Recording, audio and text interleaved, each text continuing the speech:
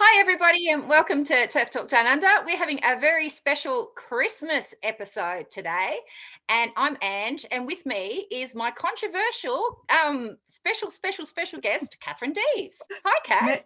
Merry Terf-mas, everyone. Yay!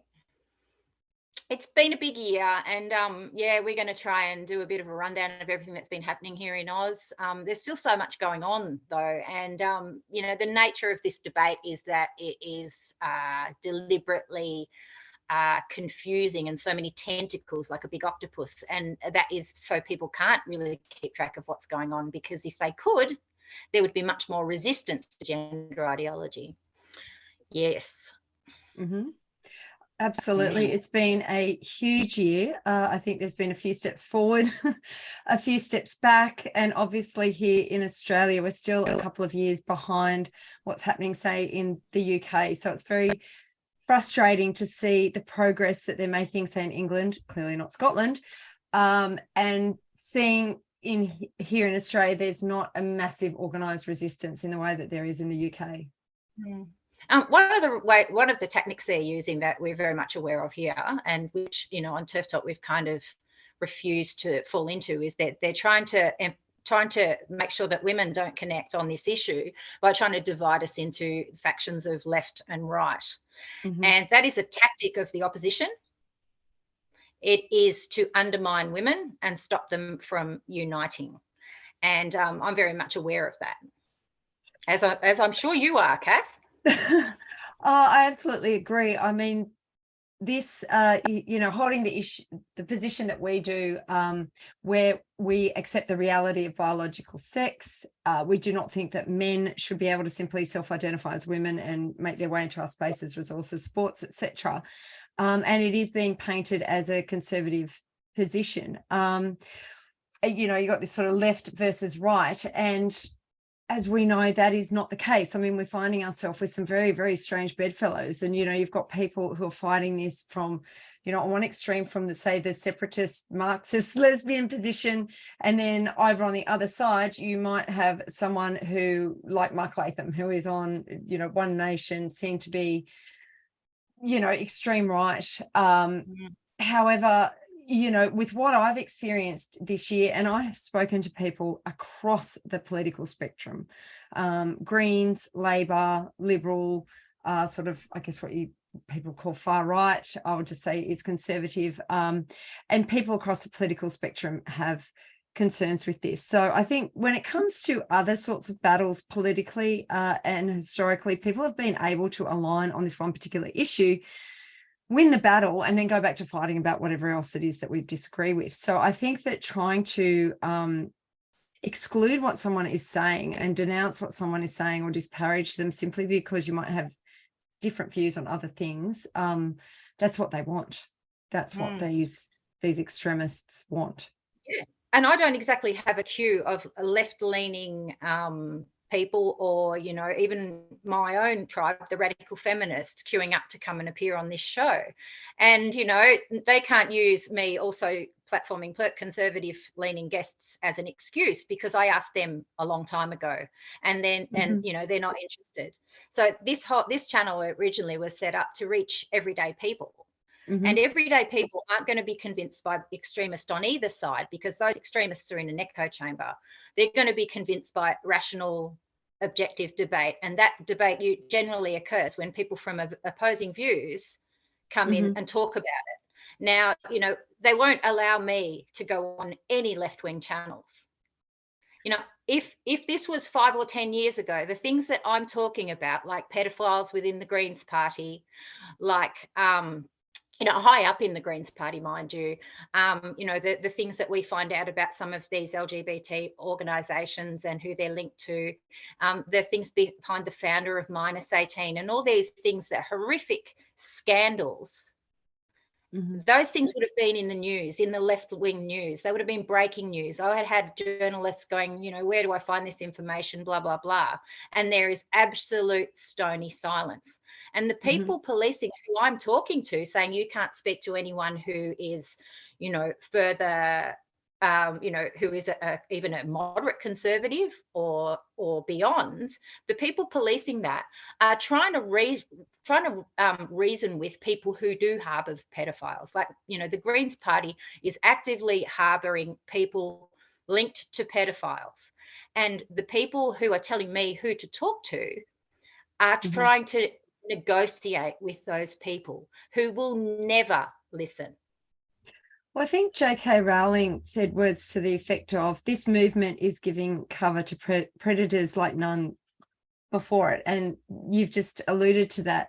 It's as if once you're seen as progressive, once you have, wrapped yourself in the rainbow flag, you are above scrutiny. You are, whatever you say is credible, and you should not be, investigated for these links. Because automatically they now have this weapon, they're using the flag not only as a shield, but also as a sword. And as soon as you criticize them, then automatically you're tarred as a homophobe or a transphobe or a xenophobe or whatever it might be. And then once you're tarred with that brush, anything else you might say on any other issue, you don't have the credibility because you've just been cast as a particular way, and so nothing you say has any value after that. So it's very effective. It is very effective. And I have people on the road telling me who I can and cannot talk to. I don't have them trying to tell me that, I can't call myself a feminist because, of who I associate with. They've actually been quite nice to me, surprisingly, because I'm not doing them any favors either. And I've been quite surprised at who has been hostile towards me and who has been polite, because it certainly aren't people who I expected. So. Well, I'm very much a firm believer in hands across the aisle. And when I've been on Rowan Dean's show, I've been able to bring on some female guests. And one week we had Kelly Jane Keane-Minshall. One week we had Julie Bindle. One week we had Ro Edge from Save Women's Sports Australasia and New Zealand. So I'm prepared to talk to anybody. And I think that, this public discourse has become impoverished because we refuse to talk to people who might have divergent views. But if we don't do that, we just become more and more set in our silos, in our echo chambers, and we don't find the common ground. And I mean, if you look to somewhere like America, where people are so entrenched as to whether they're red or blue, that, I wouldn't be surprised if we have sort of civil war breakout over there, or pockets of civil war. And it's because, we're now in this position where it's like, well, you disagree with me on that, so I can't talk to you. I can't talk to you about anything anymore. And I don't think that is helpful at all. No. I'm a bogan who grew up in a housing commission estate, and the things that I would hear at the dinner table used to make, even back then, would make most people go, oh my god. So like, I come from a background where people with quite strong views felt nothing about publicly expressing those views, and I've had to navigate this as someone who doesn't agree with them. But because for me to put my hand up and say I refuse to have anything to do with you would have left me so isolated that it wouldn't have been worth living, because everyone around me sort of felt that way when I was young, and I knew that there was something different, that I was on a different political path from everybody around me, and I could not put my hand up and say so. And I got my parents had an intervention at some point to say that it was, okay that I was a lesbian, and that even though I'm not a lesbian, and that, no matter what I did politically, that they would support me because I was a member of the student union, which was a very radical organisation then, a radical leftist organisation. And so I've always been at odds with the status quo, usually, which was, in my family, then later as a activist. And now I'm finding, I'm being hated from both sides of politics, both the extremists on the left and the extremists on the right. I'm quite comfortable here because this is where I've always been. I've always been happy to walk the middle ground, which is usually where the truth belongs. It's usually somewhere in the middle of the two extremes, and these are the people we need to reach. We need to reach people in the middle who don't know what's going on, and people who might be concerned about what's going on but don't have a voice. And if we provide them with options for people to represent them rather than say you have to go over there or over there, then we have more of a chance of reaching them, I think. Maybe I'm naive, maybe I'm wrong. I don't speak for everybody. I think you're right. You've got to find the people in the centre who are a bit centre left, a bit centre right, not the people on the extremes. And, you know, my upbringing was quite different to you. I had a dad who was a surgeon and so a small business owner. I grew up on the Central Coast, so pretty bogan back in the 80s. But then I sort of find myself here in Sydney. You know, I'm de facto wife to a tradie. We live a sort of suburban lifestyle here on the beaches. And I would think I'm pretty, you know, if you look at, I think it's the census, and the biggest demographic that's represented in the census is a woman, maybe a couple of years younger than me, with 2 kids, married, living in the suburbs. So I would say that I'm pretty much representing every woman. And, you know, I can always be persuaded to see people's point of view. But first of all, we've got to have those conversations. And one thing I've been really grateful for is I don't regret putting my hand up in the issue for which I became known. And I certainly don't regret putting my hand up to run, because through those experiences, I have met so many people with different backgrounds, socioeconomic status, education. I've met people from all over the world with all sorts of fascinating jobs and interesting family lives. And if I hadn't put my hand up for any of this, I would never have been exposed to those people. So I think it's been a real privilege to be able to sort of access that true diversity. And it's changed my life for the better in an immeasurable way. Yeah, the turf wars have brought some wonderful people into my life too, because I was in a bit of a outer suburban, you know, trap, and feeling very isolated as a person who's quite political and, you know, has more inner city views on most things. And so, yeah, it's brought all these people from all over the world into my life who have similar views to me. And it's brought people from the sort of people that I hang around with when I was a young goth, you know, all my fellow outcasts. You know, my fellow outcasts have been brought back into my life after my 10, 15 years in suburban mediocrity. So, you know, I too am really grateful. And it's also opened my mind a lot, for, you know, regarding, you know, people like, you know, yourself and some of our other higher profile gender critical people who I would think that I would have absolutely nothing in common with, but I actually do have quite a lot in common with, particularly the fact that we are women and that our lived experience is virtually the same no matter who we vote for. Yeah, I agree. And look, I do acknowledge that, you know, my position sitting here, sort of, you know, middle class, we own our own business, you know, white woman, whatever, educated, I do occupy a position of relative privilege. I do have my platform with Sky News, and I'm very grateful for that. And I know that a lot of women do not have the sorts of resources and freedoms that I have. But in this debate, I would like to see that I'm someone that can stand up for them and say, look, it's not women like me who are necessarily being harmed. Yes, sure, my daughters might have to come up against a boy in their sport, but if my relationship was to fall apart due to violence, I have places to go. I don't have to go to a domestic violence shelter. You know, I'm not a woman who's incarcerated. I'm not a woman who, you know, is on New Start benefit trying to raise her kids and doesn't have the choice of who she goes to if she needs therapy, and might just have to go to some sort of community support group where she then has to disclose her trauma in front of a man who's enjoying it. So I do understand that I am in a position where I do have responsibility, and I would like to communicate that with respect to those women and the lives that they're leading, that I have a platform where I can speak for them. You know, if people want to get in touch with me and tell me what their concerns are, and there is something that I can do to raise awareness, let me know, because I want to use my platform for good.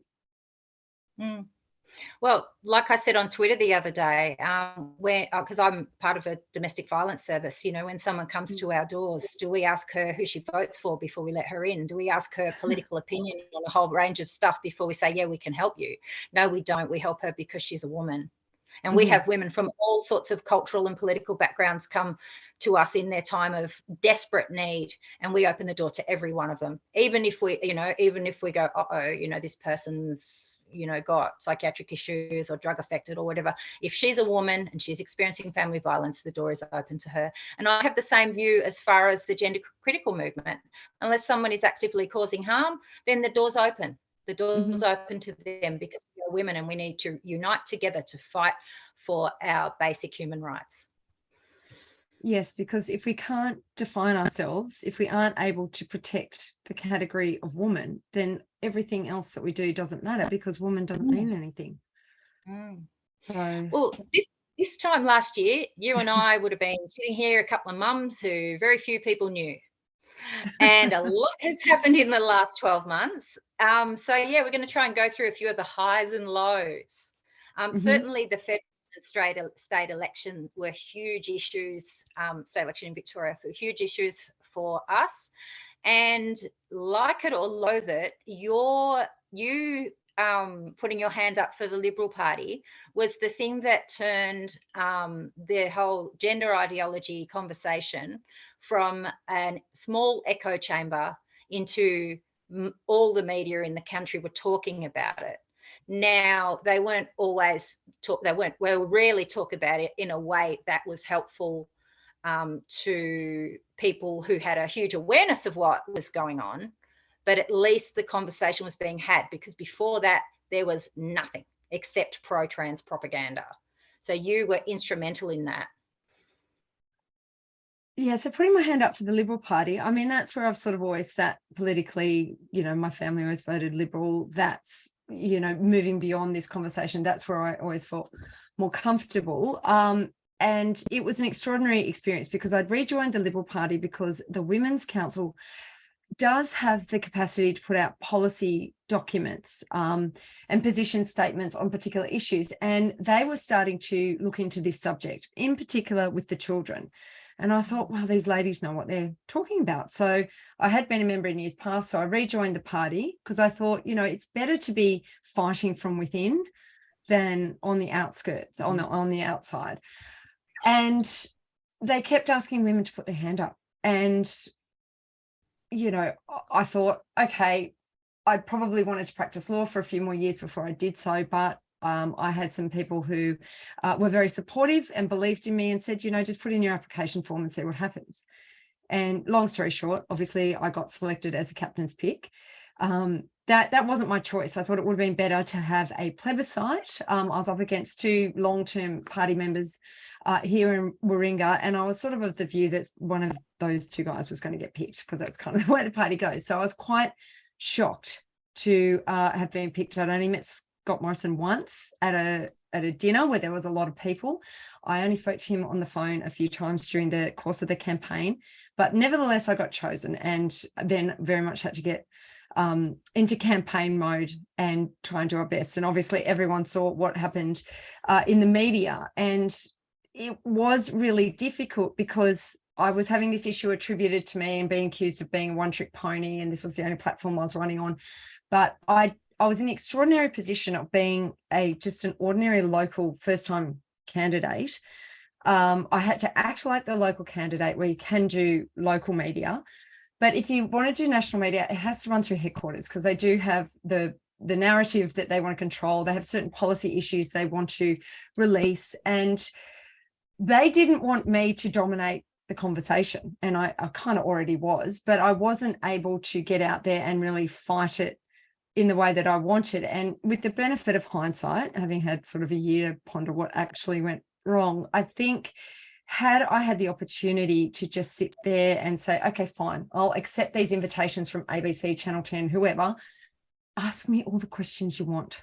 Let's just get it out on the table. And also let me talk about who I am, why I'm running, and other things that I want to stand for the people of Warringah. Because people of Warringah, yes, the issue is important if you have a daughter who plays sport or you're into the women's rights movement. But, the people here, it was cost of living and access to healthcare and things like that. And I was prepared to speak about that, but they didn't want me to go into the national media. So the national media was just having this field day with everything that I said and portraying me in a particular way. And I didn't really have the opportunity to rebut that. So, of course, they just worked themselves into a froth and said all the things that they said. And we know who the main offenders were and the journalists who were the main offenders. But as you rightly pointed out, it did get the issue into the public consciousness. And I think having gone out there and spoken to so many people, really no one sensible disagrees with what we were saying. That they don't, whether it's sport, whether it's male predators in women's prisons, whether it's shoving gender identity down our kids' throats at preschool. Like, nobody wants that. Parents don't want that. Once they actually understand, once the material's communicated effectively, once the right questions are asked in the polling, people don't agree with it. And I think, with the trans issue, it is just one component of this really big cultural and political shift that we're undergoing, political realignment in the cultural space. We have these extremists who want to reorder society in such a way that identity takes primacy over everything, whether it's race, whether it's gender. There's also a real concerted effort to undermine parental authority, a concerted effort to empower children to make decisions for their life at younger and younger ages. And we know what that is a Trojan horse for. It's to reduce the age of consent. It's state overreach into our business life, our commercial life, our family life, our education system. And it's sort of to reorder it in such a way that I think a lot of ordinary Australians are deeply uneasy with. And the trans debate or the gender debate is simply one manifestation of what's actually going on. For sure. From the outside looking in, when you ran for the Liberals, the Liberals were already at that point incredibly unpopular. Scott Morrison particularly was already incredibly unpopular. You did everything right in that you deleted your social media accounts. You had no intention of running for the Liberals on the issue of gender. It was meant to be a side issue, and you were going to run forward the people in your electorate. And it was the media, particularly Samantha Maiden, who went into the damn Wayback Machine that gets deleted tweets from God knows where and brings them back, people's personal private information that they've decided, look, that doesn't represent me anymore. I'm getting rid of this, like you would if you tore up a letter. It's like they scabbed through the bins and put all the pieces back together and then made it headline news they weaponized you to attack Morrison and imply, and they also lied.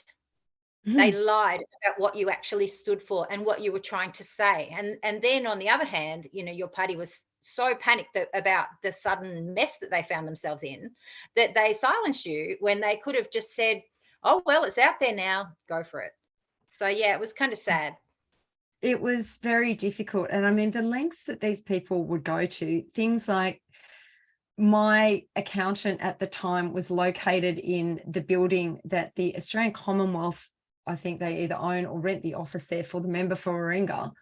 So the fact that there was the same address on some of my correspondence with my accountant where my ABN was lodged, they were even saying, well, were you running a business out of Zali Steggall's office? Are you actually an operative for Zali Steggall? I mean, it was madness. They just absolutely data mined my life. And I think it was an extraordinary level of scrutiny. I wasn't prepared for it. I don't think the party was prepared for it. The lengths that they would go to. I mean, obviously Samantha Maiden, I don't think that she actually cared about the issue. I think that she just cared about getting the clicks.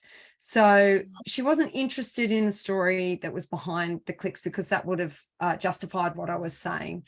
But in my defense, yes, I took down my Twitter when I started to realize that, yes, there was a possibility I might be the candidate. And it was Travis Brown, who is a hacker based in Berlin, who has that Google list of people on, I think it's up to about 5,000 people, where they try to take us down on social media. There's also other pages linked to that document saying, how can we dox these people, get them fired, so on and so forth. I was on that list, and he had we we suspect he had a bot that was capturing all my tweets in real time. He put it into a file, he put it on GitHub, and somehow people like Samantha Maiden and Cam Wilson at Crikey managed to get their hands on it. And that was the end of it. So I know that they were sitting there just trawling the internet for absolutely everything. And some poor bastard was probably having to sit there and watch like hours and hours of all the podcasts. And as we saw, they'd take fragments of sentences and just wove it into this narrative. They decontextualized everything, which I think was deeply, deeply unfair and sort of arguably defamatory. But I don't want to go down that litigation path. I know what it's like being on the inside, having worked for law firms that did that, and it takes a huge toll. And I thought, no, I'm just going to keep going with this, and I don't want to keep dragging it up. But it was quite extraordinary to see the narrative being woven together in a really dishonest way. Yeah. Because I was like, you're missing the real story here, isn't it? Yeah. The dishonesty was the thing that enraged the opposition and got the fringe, the lunatic fringe, to target your family. It was and the fact that what they were saying were lies. And they went after everything. And, they were trying to whip up hatred against me from all, from many, many different segments of society. I think the moments that broke me were when they started coming after like my family, and they started coming after my friends who had assisted me in getting into the candidacy, and potentially putting their livelihoods at risk.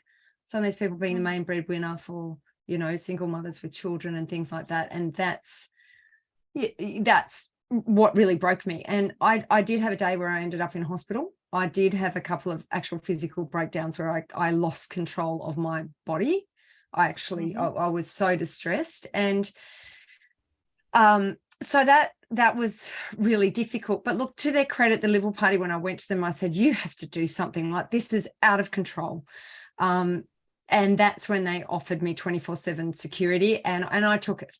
I absolutely took it. And my family was out on my friend's farm, and I said, you stay there. This is way out of control. Let's just try and wait for some of the heat to be taken out of this. And the guys who were my security were fantastic. They were so good. Their instincts were really good, and they picked up on where I was being white-handed within my own campaign, threats from without, because I wasn't thinking clearly. I don't have a very clear memory of what happened at that time. So when I talk to people who stood by me, because I wasn't eating, I was sleeping because I was exhausted. I lost a lot of weight. And you're in this sort of really heightened state of severe anxiety because you don't know where the threat's coming from. So, as you know, when you're in that, it's almost like you're in a war zone. And so you don't remember a lot, I think, because you're just functioning purely on instinct and adrenaline. Yeah. So it was crazy. I've been through a similar experience on a small scale where my breaking point too, I was stalked and defamed and doxed by a psychopath online 5 years ago, and we're still in court 5 years later. And that was my breaking point too. I didn't care what he said about me, although I did care that he hopped onto my kids' school page, like their primary school page, and said to people via DM that I was linked to pedophiles. I didn't like that. But when they went to after my brother and put a picture of my son, who was an infant, in the back car seat with a great big word retard across the front of it, and things like that, that was my breaking point. And I went to the police. I wouldn't do anything about it. And I did become, you get into such a state of trauma that you literally do dissociate, and your brain and your body, and you can't remember things. And it has such a, and because nobody, until they're in that position where people are saying barefaced lies about you that are being weaponized by strangers to make threats against your life. I had, and for people, it's funny that people call me a Nazi, because I actually had my name put up to a group of Nazis, a group of notable Nazis, to find out where my brother lives, my brother who's disabled, and bash him to find out where I was. And I took it to the police and they said, oh, there's nothing we can do. And I was traumatized for years. And one of the beauties of that is now that I've been through that and survived it and survived the indifference to it and the she deserved it and survived all of that, there's nothing that anyone can do to me now. My family is safe.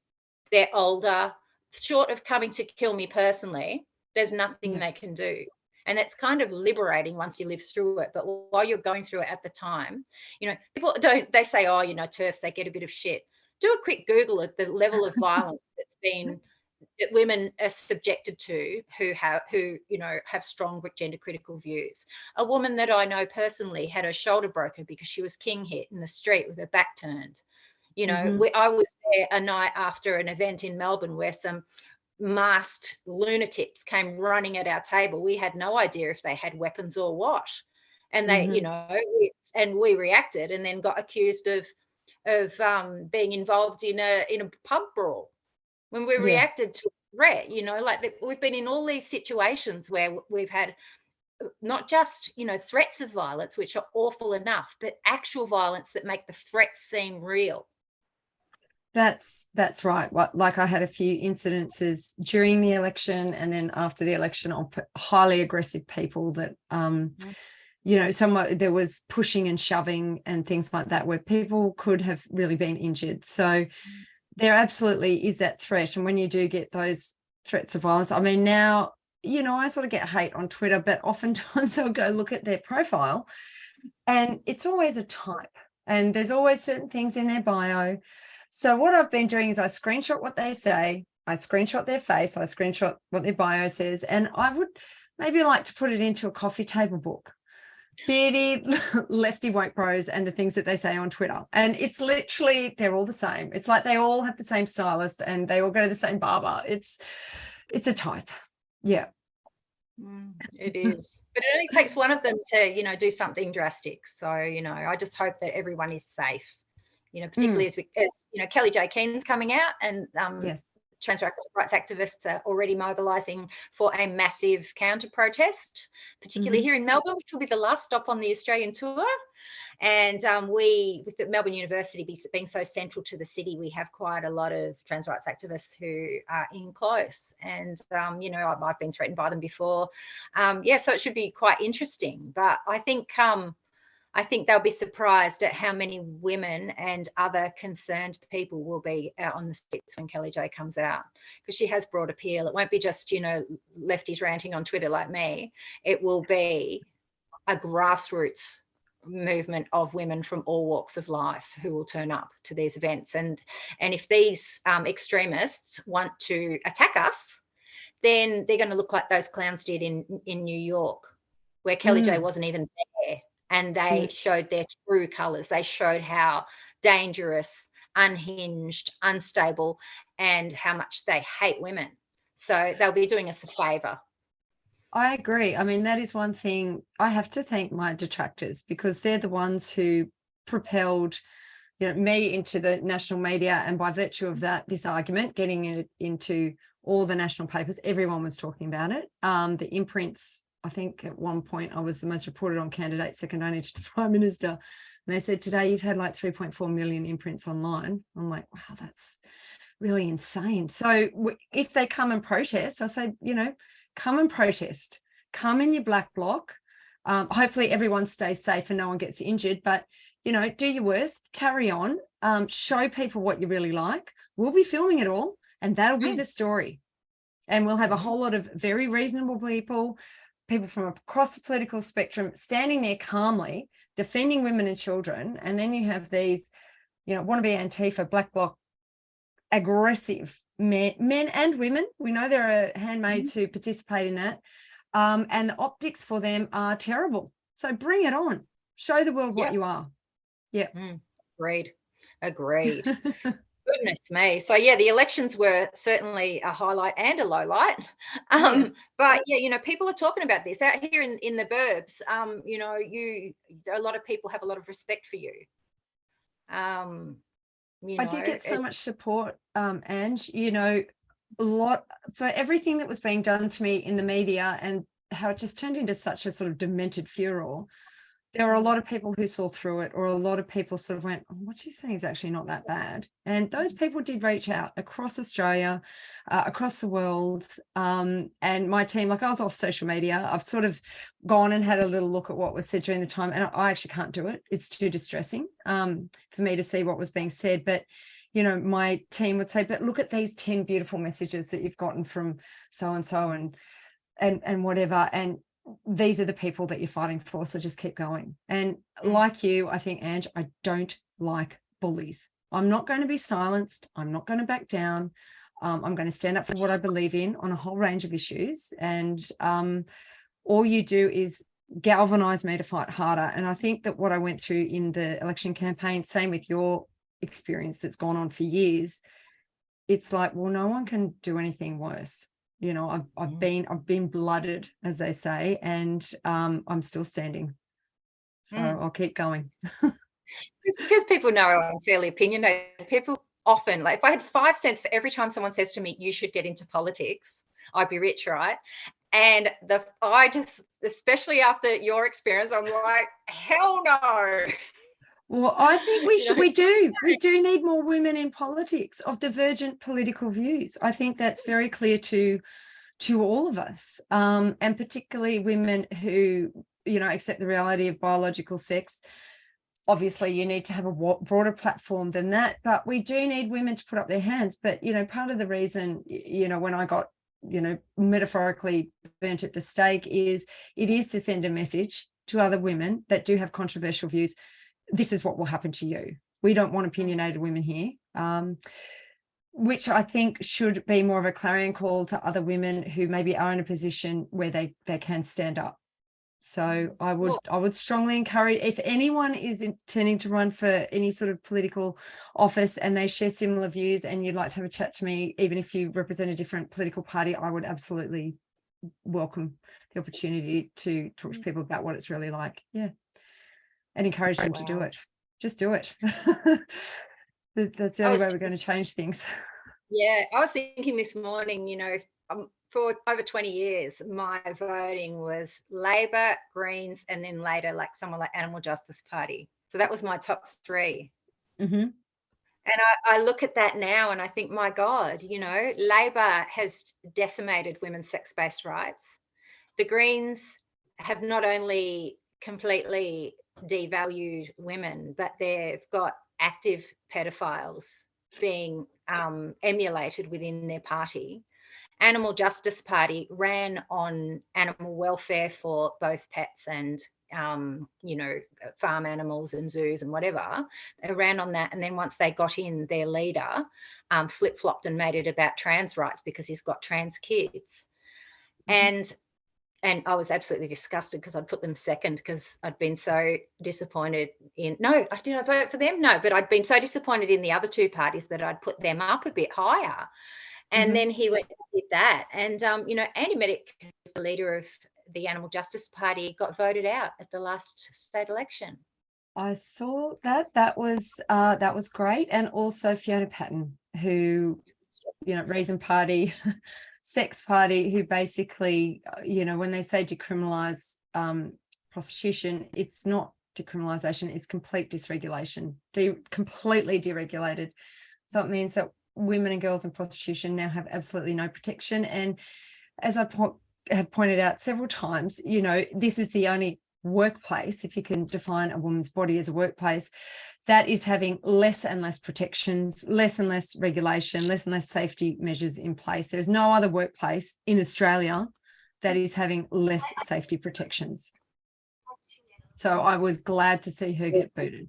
And same with Jane Caro, that she didn't get up. Yeah. A good friend of mine actually works, she's a prostituted woman, and she told me how much she earns. So she works at a prominent legal brothel in Melbourne, and she earns $80 for a full service. Yeah, because it's gone down, hasn't it? So the Johns are demanding more for less and less money, and there's a lot more violence. And she still gets paid cash. So the house is the protections No, they don't have an ABN, you know, they don't have super. I mean, that is just a nonsense. If you look at Germany, where they did the same thing, and they're saying, oh, this is now they have a union and now they have protections. I want to say it's in the single digits of the percent that of prostituted women actually being in a so-called union, which, as we know, is just really a front for the pimp lobbies and the traffickers. Yeah, well, that's it. I was about to say that Fiona Patton is a madam. She is a pimp. She represents the interests of the traffickers, not the trafficked. Yeah, and as and we I'm know, glad I mean, to see her. Oh, I know, but that legislation's already gone through, sadly. No. So there's no protections anymore. But it's a big sign to the Greens, who are getting more and more extreme all the time, that their main platforms of, trans women and women and sex workers work, in their electorates, they're not buying it. They do in their inner city, like upper class, $4 million house electorates where most of the Greens are. But, in the real world, people aren't buying it, No. But yeah, the rot in the Greens, honestly, it's my highlight and low light of this year is seeing them self-combust. I got dragged into their mess a couple of times. I was part of that. There was a thing doxing people that attended a dinner after that Melbourne Uni event, and I was one of the attendees. And a 2-page basically lies and defamation about me was part of that. And that was recently mentioned in The Age the other day. So a whole bunch of people have been looking up that document and reading all the lies about me. So not only did they do a shonky webpage that to basically, they did a webpage of women having dinner, took photos, then used the photos to implicate people who weren't even at the dinner, Linda Gale being one of them. So took those photos to try and get her booted from the Greens. And not only did the Greens rely on this shonky website, which has links to an adult baby, a man who is fetishized as being seen as a female infant, but not only did the Age platform this dodgy website, which defames me and a bunch of other people, but they have used it as an excuse to kick members out of the Greens, that they were in a pub at the same time as me and other people with my views. So they weren't having dinner with me or talking to me. They were just at the pub at the same time. And the mainstream media runs with that, and not the stories of women who are being imprisoned with men and sexually assaulted by them. That's extraordinary.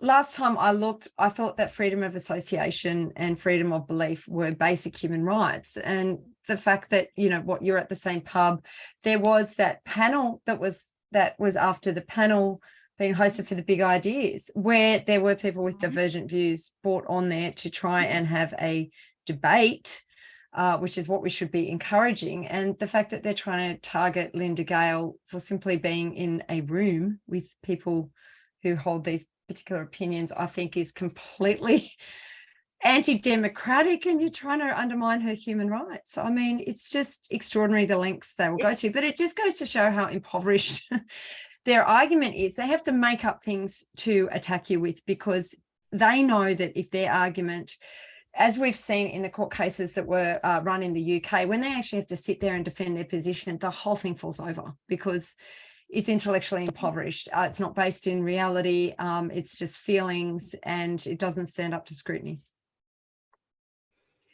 Yeah.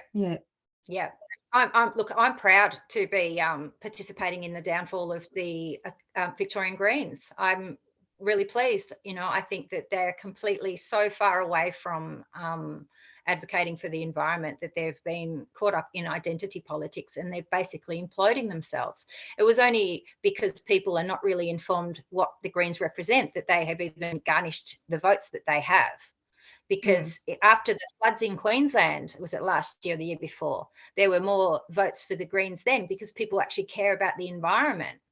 And they're not reading The Age. They're not aware of what's actually going on within the party. They're thinking Greens equals environment, but they don't anymore. They've been completely captured by identity politics, which has obviously come in through donations and things like that. It's just sad. It's sad to see these parties. And people forget that politics is also a pendulum. So while the extreme left is all emboldened at the moment and going, well, the Greens are getting more votes and Labor got in because, Dan's wonderful and Albo's great, it's going to swing back the other way when all the dreams don't come through. And particularly if they're going hard on these really extreme ID poll policies rather than, the grassroots stuff that people who vote Labor expect, which is that women will be treated well and that they will represent the working class. And they have both been abandoned by Labor and the Greens. So the pendulum, when people realise that, the pendulum's going to swing back to the party who does recognise women in our own right and, and who isn't involved in this ID poll rubbish that really is toxic. Well, yeah, with the political realignment, the people who are supporting the Liberal Party now are the workers. It's the small business owners, people who might have traditionally voted Labor. So there's this whole realignment going on. But I think when you look at like Labor, Greens, Teals at federal level, Labor has majority government, and I think that they are going to go really quite extreme with some of this identity politics stuff. They're going to go way off the reservation, and I think the Greens are really going to expose themselves for what they really are, and people are going to see it, when they start seeing the legislation push through that that they want. Particularly if we're going to look down at a state level and we're going to look at all this conversion therapy legislation or this sex self-ID, and when that starts to manifest, because I think we can agree there's not an organised movement against it, like say in the UK or what's being fought out as we speak in Scotland. But as that happens, and then as it starts to impact people touch them in their daily lives, or it touches someone that they know, that's when people are going to say, well, hang on a second here, there was a alternative side to this story, and now it's impacting us, and we don't agree with how far Labor, Greens, Teals are going with that, because the Teals are in on it. So Allegra Spender is she's been working with Alex Greenwich. So when you had the Respect at Work bill, which was to do with sexual harassment, it came out of the Brittany Higgins saga. It's to do with sexual harassment of women at work. But at the 11th hour, she put up an amendment that rammed in gender identity, intersex, breastfeeding, all this sort of stuff. And I go, well, breastfeeding kind of falls under sex discrimination because only women breastfeed, and we breastfeed, we don't chest feed, but she's slotted in gender identity. And she doesn't even realise that by doing so, it completely destroys the purpose of the legislation, because it will now enable, so I'll use an analogy. You've got Frank, who suddenly decides to come to work the next day as Francine. He's going to pop on a dress. He wants to go into the women's change rooms at the factory where he works. And he's going to claim that he's been discriminated against on the basis of his gender identity if he's not allowed to go in there and strip off and be naked around his female colleagues. And she won't be able to say anything. So by sliding that in, you've completely undermined the purpose of the legislation. And even, Zali Steggall, she tried to put in an amendment which was talking about gender. And I'm like, gender isn't even defined. It's defined in Tasmanian. No, actually, it's not. Sorry. I take that back. It's not defined in any of our legislation anywhere, because we all know that gender is just, stereotypes. It's behaviours and dress and things that are attributed to someone on the basis of their sex, but it's culturally relative. It does evolve over time. It's not innate, it's fluid. And you really can't legislate for that. I think it's too difficult. It's too slippery. But they are everywhere they can slide it in, gender identity, they're doing it. So we're really far behind the 8 ball, and it's going to take quite a while to undo that legislation. But getting on to good things that happened this year, we need to challenge gender identity as being constitutionally invalid in the Australian High Court. There is a solid argument that it is invalid, and we were hoping that the Giggle versus Tickle case was going to do that. Obviously, Tickle withdrew the complaint in the federal court. We can speculate as to why. Maybe he realised how much it was going to cost him. Maybe he realised that if we won, then the whole gender identity thing would fall over. So we're going to have to wait for another case. And it looks like Jess Hoyle's case, fighting as a lesbian for female-only spaces, could go to the next level. She does want to file for a judicial review in the federal court. Obviously, something like that's really expensive. So, you know, it's basically to do with the fundraising. But the argument is there. And I think while we've still got the march through all the legislation, because once that's settled in the High Court, then you can start challenging at the state level and say, well, all this stuff about gender identity at the state level is actually in conflict with the federal legislation. And you can argue on that basis, because we are seeing that this legislation is all going to be pushed through. It's already in Victoria, like sex self-ID, it's in Victoria. WA has just announced that you will be able to change your birth certificate with just a doctor's note. You don't have to have surgery or any medical intervention. We are expecting an equality bill that will be spearheaded by Alex Greenwich. I suspect that he will put this up after the March election because, you know, the Liberals are going to have a real fight on their hands to retain government. But I suspect that Alex Greenwich will put it up, because I know that he met with Dom Perrottet during the federal election with some trans rights activists. So, you know, Dom Perrottet and the Liberals do need the support of Alex Greenwich in the parliament. So it will be interesting to know what the Liberals have negotiated or compromised on. But we expect that equality bill in New South Wales to be an omnibus of sex self-ID and the conversion therapy legislation. And we all know what that means. It's basically a Trojan horse for just allowing men to be able to get into women's spaces. Even if they change their birth certificate, it's not just that. We know that it breaks the social contract that we have had, where women can challenge a man in a space where they're vulnerable or a space where children are vulnerable. And we all know that the conversion therapy legislation is a Trojan horse to give legitimacy to being able to socially affirm and medically transition children. It's also a way to undermine parental authority and have state overreach into the family, into intimate relationships. As we see down in Victoria, if you don't affirm one of your family members, you can be guilty of family violence. So we see that it's just this sort of embedding of this restructuring of society around identity rather than biology. And it also, you know, being a mother, the way that it really interferes with family life, and where you can be made criminally liable for not allowing your child to be captured by these sorts of ideas. And we do know that there are a large number of families here in Australia who have lost custody of their children because they've refused to affirm. So that'll be in New South Wales, and also Queensland's fighting it out. And there's not resistance up there. They've only got one House of Parliament. Shannon Fentiman has taken the position, the Attorney General, that if you have criticisms or concerns about the sex self-ID, you know, you're a transphobe, a homophobe, a bigot, blah, blah, blah, refuses to listen to the women. We all know that. So it's likely that that will be pushed through. Tasmania is also looking at the same thing. So it's a real concern here in Australia. And I think that we probably need to accept that that legislation is going to be pushed through, and we are going to just have to wait for those situations where sex is in conflict with gender identity, and then we can bring a case and try and fight it that way. I throw a challenge to the people who threaten to sue me to come and do it.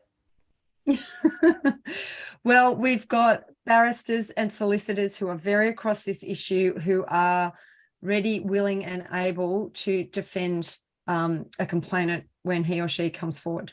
Yes. Yeah, and I would expect in the next couple of years that type of case will be brought. I'm expecting hate crime, to have a knock on my door regarding a hate crime because I misgender someone or something like that. The petty stuff that Kelly J has to deal with. Something interesting happened to me this morning. A few days ago, I was in conversation with a woman who's new to our movement, and gave me her address just for, logistical reasons. And so I popped some stickers in the post for her. But my little, your thing on your back of your envelope, well, there's a proper name for it, Mine is the adult human female thing on the back of the envelope. Yes. And her Christmas card with stickers inside it arrived empty. Oh, they interfered with her mail. Well, apparently it was the sorting machine. That's implausible. I saw a Christmas card this big, like a standard large Christmas card with things inside it, and the envelope didn't look destroyed enough to lose the Christmas card. And if it had destroyed it in the machine, then the evidence would have come out and it would have been very clear which envelope they belonged to. Yeah, that's an implausible explanation. I Yeah. find that very hard to believe, Ange. And things like that are happening.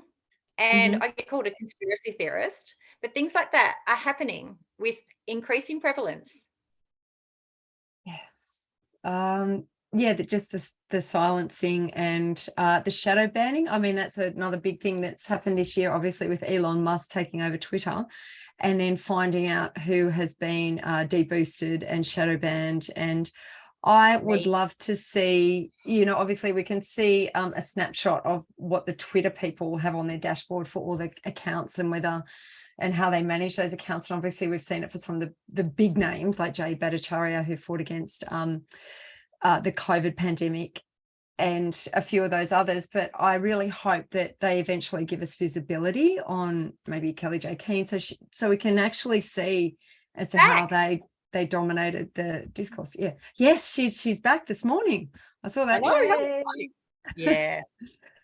Yeah, a few more to come back, but yeah, Kelly J's back, so that's great. Yeah, so it's really quite interesting as we start to see what's been going on behind the scenes to really silence this part of the conversation. I mean, that leads us to Media Watch, where we had a few wins when someone made a complaint against SBS for misrepresenting my views. So I think, if people are looking for things to do, even just writing a complaint, if you see someone lying about something that Ange Jones is saying in The Age, write a complaint to the Press Council or to, if it's broadcast TV, to ACMA, because sometimes they get through. Sometimes we do have a win, and that's a small way that people who don't really want to be speaking publicly can make a difference. Yeah, I wrote to the ABC after Dr. Telfer lied about children not receiving a surgery in Victoria. And they doubled down. Yeah, wow. Yeah. That's interesting. But then that becomes a story in its own right. And I think Bernard Lane just wrote about Michelle Telfer, and she's taking a bigger role at the hospital out of the gender clinic. So that's an interesting move. So I'm really glad that Bernard's watching that, and we can see, I don't know, like it's a bit concerning. Is she going to take her influence with respect to the affirmation pathway and filter it out through the hospital? I'm glad that Bernard's watching so we can see what happens there. But the timing of it is very interesting with the Cass report and the Tavistock and everything happening. So I'm hopeful that it is a bit of a win. Well, WPATH has definitely been discredited. I think NHS England, they were critical because of the ties that Genevieve Gluck revealed with respect to some people who are contributing to the WPATH document and the ties they had to the unique archives. I mean, that again, that's another story in and of itself, but it almost feels like we're living through, the Jimmy Savile time again, where people know, but they just don't want to address it. It's really ugly. And, as we talked about before we switched the recorder on, is that, when you were saying, within the Greens, so these people who have ties to these people, and it is very confronting, very ugly, dare I say it, perverted conduct. And when you say, look, these people are being platformed, but this is how they're acting, and they're doing it publicly, they're talking about it on public platforms. But when you say it, it's so extreme, people either don't believe it, or it's just so extreme they don't even want to deal with it. It's too much. It's like, what can you do about it as an ordinary person? And there's that shame attached to the forced teaming of the LGB with the TQQR. So if there's any, like if someone says, they're a pedos in this movement, because they force teamed the TQ, furry, whatever with the LGB, then people are paranoid about being seen as homophobic for even implying it, because many of us, myself included, lived through a period where, you know, lesbians and gay people were, you know, completely and utterly wrongly accused of being linked to perversions and, you know, children and all sorts of rotten things. And we've all lived through a time where these people were wrongly linked to them. Meanwhile, the priests and everyone who was actually doing it were being ignored, and it was being blamed on people who were same-sex attracted. And now the actual, you know, pervs are out in plain sight, and people are too afraid to say anything because they don't want to be seen as homophobic. So we have to make a really broad. Just like, oh, hang on, I've just got a little interloper. The TV's not working because when we just press something, it doesn't work. Okay. It's frozen. Okay. I don't know what to tell you. I'm just having conversation. I'll be finished soon. Can you just find something else to do? Oh, what's that iPad? Yeah, that's fine, mate. You can do that. So, sorry. I'm just too. So absolutely. So we are seeing, you know, with the LGB movement, you know, with the addition of the other letters, I mean, the people, we see opportunists who have attached themselves, but it's been really heartening to see in the last year that there are obviously LGB people fighting back, LGB Alliance, who've absolutely been vindicated with, say, you know, the attack by mermaids, and I cannot wait to see that decision handed down. You've got people like Gays Against Groomers they've just gone gangbusters, they've just exploded, and there are a lot of maybe older gay and lesbian people who actually did suffer severe discrimination with jobs and housing and social ostracism, or being kicked out of their families. And now they're seeing their movement sort of be debased by these people who are coming on, who are fighting for things that really have nothing to do with the rights of same-sex oriented people. So it's really, really good to see people starting to fight back. Yeah, I'm always saying, you know, like gender and sex are completely different. You know, sexuality and gender identity are nothing. They counter each other. Like they can't coexist. I'm always saying, and people sort of go, oh, and they think about it and take that away. But yeah, no, that some of the most effective people in this movement are people who lived through being demonized last time and are now seeing all their hard work undermined by, you know, the creeps on the other end of the acronym. So yeah, it's great that more and more people are standing up. I mean, so Fred Sargent, for instance, when he went to that protest, and he was one of the original Stonewall people. One of the people who actually led the gay liberation movement back in the 70s. He should be on a pedestal. And the fact that you had these young people spitting on him, pouring coffee on him, ripping up his son, pushing him to the ground, and he's a man in his 70s. And you think, yeah, the movement it's just been completely bastardized. And when you see that, you know, I'm quite shocked that wasn't a bigger story, because that was appalling behaviour. The man that they're trying to kick out of the Greens down here in Melbourne, Rohan Leopard, he is a gay man. And they fail to put that in all these articles where they're giving a big long list of all his transgressions, but they don't mention that he is gay. And you've got basically heterosexual people with kink fetishes, trans-identifying, you know, men with some really perverse behaviour being put above a gay man. It's just insane, you know, and that's the modern Greens. So there you go. Sorry, I'm Greens bashing today, but it is personal. These are parties who I have faith in, you know, Labor, the Greens, Animal Justice, you know, it's very personal. And for me to be implicated in these by publishing, you know, horrible things about me, of course I'm going to want to stick the knife into them, you know.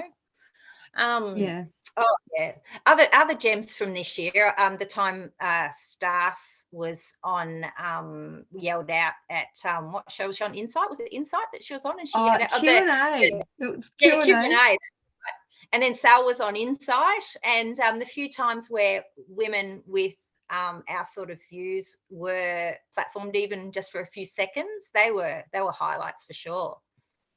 Oh, absolutely. We're sort of a few cracks in the dam there. And look, even though the Q&A session was obviously heavily biased, and then Stan Grant wrote that article afterwards, and it's really quite clear what ideological position that they take. I'm really heartened to see they at least are trying to broach the subject and trying to, you know, Deb Ackerson was able to speak, and she's incredible. And from that, I know that she was able to go to the Sport Australia. They were having some conversations about what to do with the sports policy with respect to transgender people, and she was able to speak on behalf of women. And, you know, when she was sitting at the table, she said the people there hadn't even really considered, you know, female biology and how the menstrual cycle and how human reproduction might affect a female athlete. So, you know, I think those small wins. Also, SBS Insight has been doing a great job trying to broach these subjects, and I know that they are going to try and attack some of these difficult topics in the new year as well. So we have to give them kudos for trying, even if we still perceive it to be biased.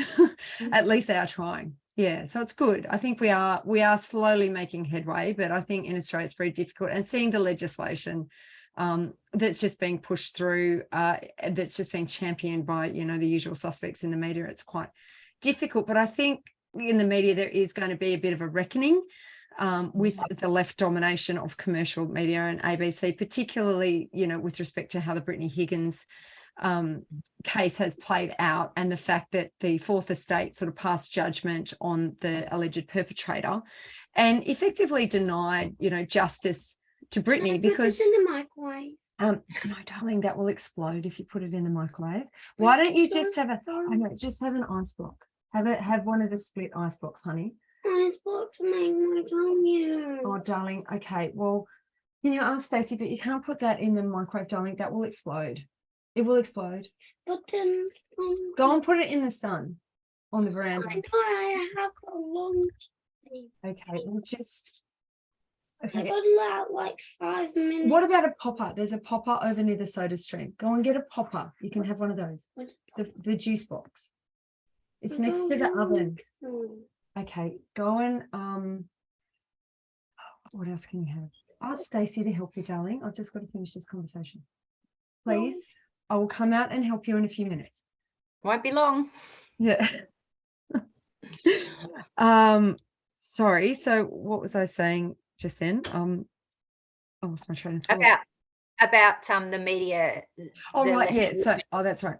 With Brittany Higgins. So, you know, with the Fourth Estate getting on the front foot and trying to defend Brittany Higgins, who essentially, you know, she was a complainant, she was a witness in that case, but should she have gotten justice in the legal system, what the Fourth Estate did was they took away that opportunity for her to get justice in the legal system, because the case was then, you know, Mr. Lehrman was never going to get a fair trial, never ever, once all that conversation had been had. And, you know, we had speculated that they probably would withdraw the charges and just, you know, not proceed with the trial. And we've been told it's because of Brittany's mental health. And the fact that, you know, she was put front and center in the media could not have been easy. You know, there's a reason why they say to complainants and witnesses, do not go to the media, you know, while they're running the case. It's just, and then you might also contaminate the case, which is what happened. And obviously there were some really high profile people in the left press, on the left side of things, who really sort of took that opportunity away from Brittany. And I think there is going to be a bit of a reckoning. There will likely be defamation proceedings. There will probably be litigation, and it will be interesting to see what happens after that, when these sort of, you know, doyens of the left now have to defend the decisions they took and actually interfered with the justice process. The people who were shouting "Believe Brittany" are the ones who don't believe any other women on anything. So that was an interesting irony, you know. And I just think that whole thing was an absolute shambles and just horrendous. Yeah, and it was trial by media. Yeah. And you know, you look at Brittany, you know, she looks very unhappy. She doesn't look well. Her life has been completely derailed. as has Bruce Lehrman. His life's been derailed.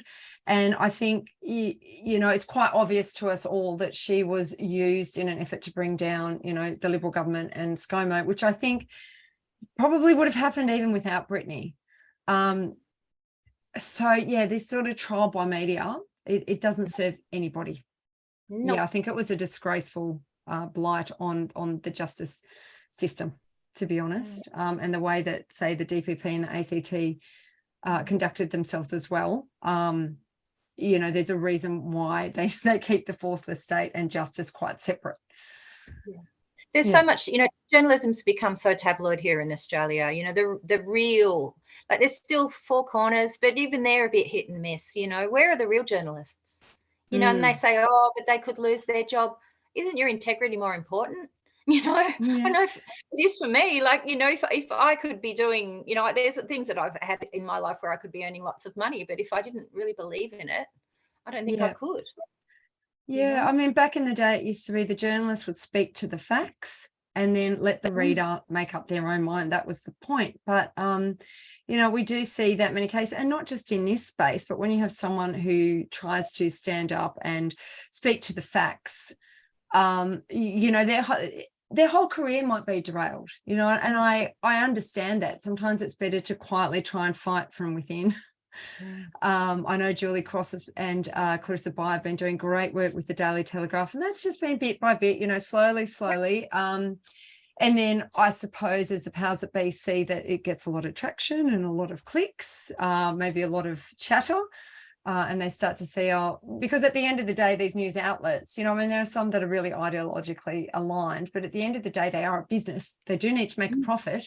They do need to be able to pay their journos. And if some of these stories are generating all that sort of interest, then maybe they're starting to see that there is merit in covering these issues in a way that might be a little bit impartial and a bit more balanced. Like even Sydney Morning Herald, like James Massola, I still, you know, I have a bit of a crack at him. He still sort of seems to be coming a little bit from the sort of pro-gender side, but at least they are starting to report more fairly and give sort of equal column space to the two sides of the argument. So I think we definitely are starting to see movement. Even if they call us non-trans women. Oh, that was awful. James, if you're watching, just stop it. Just call us women. We're not a subset of humankind. We are women. Yeah. There was another age journalist, a male, of course, because they only get men to report on this, who's called us the same thing this morning. So yeah. Stop it. Oh, that's funny. So we're going to have to wind up because our children are going to invade. What was your highlight in the gender wars this year? Well, as I said before, I don't regret anything that I've done. I think, you know, I've had the benefit of hindsight on a few things that I could have done differently, but I feel really privileged and honoured that I was selected to run as the Liberal candidate, and the issue that so many women and men had been quietly fighting away and just not getting coverage, and the fact that we were able to get it into the public consciousness. Yeah, I would say that would have been my absolute highlight. And then also finding out, you know, that so many people do actually agree with us, and just having support. 1 minute and I'll come out, please. Thank you, darling. Yeah, and just finding, you know, realizing that that people do agree with us. Yeah, if they're given the right information and asked the right questions, they don't like this gender stuff as much as we don't like it. So well, what would be my highlight? Oh, look, I think for me, my non-personal highlight would be that Melbourne University had the courage to have that panel here in Woke Melbourne. The fact that they even, you know, they pulled it off, like, was astonishing. But my personal highlight was being blocked by Russell Crowe, because I'm not kidding. For 7 days after he blocked me, because he made a comment about Eddie Izzard, and I responded to it. I can't remember what I said. But for 7 days after he blocked me, I got 50 new followers a day at least, and an inbox full of those men that you described, those, you know, left-wing, bearded, trans, you know, defending men, inbox full of hilarious commentary, right, you know, about my appearance. But it was just such a highlight that little old me made a comment under Russell Crowe, and all of these women from all over the world and men came to my defense after he blocked me. And this blocking kind of like was amplified and went on for days and days and days. It's the funniest thing online I've ever experienced. It was fabulous. So yeah, there's a good to you, Russell Crowe. Oh, it's such an own goal sometimes. And just, I do want to say, final thought, I want to say thank you to all those people out there who did go into fight during the election and even afterwards. And I see you, and I'm so grateful for their support. And I'd even like to say thank you to the detractors for getting this conversation into the public consciousness. Yeah. So I didn't vote for the Liberals, but I certainly defended your position on this because people were spreading lies, and I don't tolerate lies from anybody. Yeah. So yeah, you know, and I had absolutely, and I had people on the left saying, "Oh, but you know, how can you defend her?" I said, "Well, I'm not saying I'd vote for her, but I defend her truth. She's telling the truth. You new people are being unreasonable, you know." That's why I'm so hated on the left, because I sort of go into it with an open mind, and I don't have this sort of, you know, I stand on the side of the truth and what I believe to be in the best interest of women and kids, and that's it. I agree. You know, I sort of say to myself, does this hurt women and children? And then if it does, then I'm sorry, but I'm just not for it. You know, when I'm in this battle. And I think we speak to facts, and that's why they hate us so much, because they can't defend their argument. That's why they won't engage, because they wouldn't be able to debate against us. Yeah, that's true. Well, we've gone heaps over time. We could talk all day. I know. Yeah. My kids, I've bribed mine with icy poles. So, you know, those super dupers, I've bribed mine with those, and they're on their iPads. So I better go out. I know. Better go and do something. Take them to the beach. Yeah, it's really guilty. But yeah, I want to thank you, Kath, but I want to thank everybody else who has supported this channel, and particularly my mate Stars, who I miss, and Jasmine, who filled in for her, and Edie, who filled in, and Anna, who's filled in, and, you know, all the women from all diverse backgrounds who have supported this dodgy little channel. You know, we, for some reason, that we've had, you know, some kind of influence, because people contact me to talk to me about the things that have mentioned on here, and our guests, and you know, and I'm just so grateful to have it. I know I'm completely cringe half the time, but I honestly don't care. And you know, and like we were talking before, you know, some of our detractors watch this channel every week, and you know, like our friends over out in Perth. You know, the only media agency that has the courage to actually credit us when they take information from this channel. So yeah, Merry Christmas out in Perth.